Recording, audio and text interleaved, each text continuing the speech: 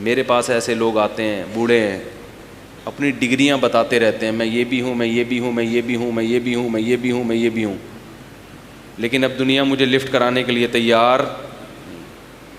ऐसे हैं लोग, क्योंकि आपके पास जो डिग्रियां थीं, उन डिग्रियों का कंपनियों को जवानी में फ़ायदा था, आपकी जवानी में। बुढ़ापे में उन डिग्रियों का ना औलाद को कोई फ़ायदा है ना बेगम को कोई फ़ायदा है, ना बच्चों को कोई फ़ायदा है। क्या ख्याल है भाई? और कंपनियों को भी फ़ायदा नहीं है।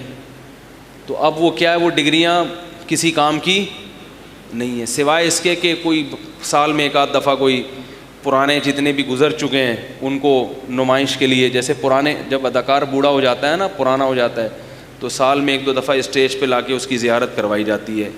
लोग उसकी इज़्ज़त देख के समझते हैं कि इसको अल्लाह ने अभी भी बहुत इज़्ज़त दी है। वो थोड़ी देर के लिए दी होती है, जब वो घर जाता है तो फिर पीछे कोई भी, बोलो भाई, नहीं आता कि आप कैसे हैं, खैरियत से हैं। नेट पे सर्च करें, जो अदाकार है ना, उनके घरेलू ज़िंदगी बुढ़ापे में कैसी गुजर। यूट्यूब ने तो आज सारी सब कुछ सामने रख दिया ना, नेट ने, तो ज़रा देखें कि उनके घरेलू हालात, बोलो भाई, कैसे हैं।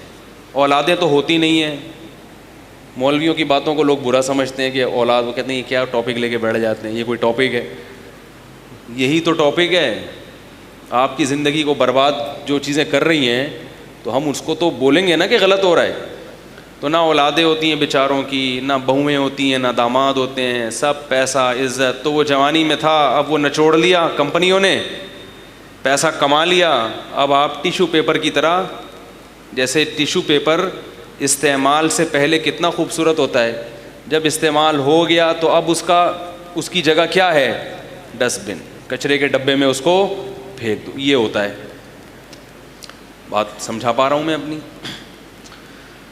तो लोग ये समझते हैं कि जवानी को बुढ़ापे से पहले गनीमत समझने का ये मतलब है। एजुकेशन जल्दी जल्दी हासिल कर लो।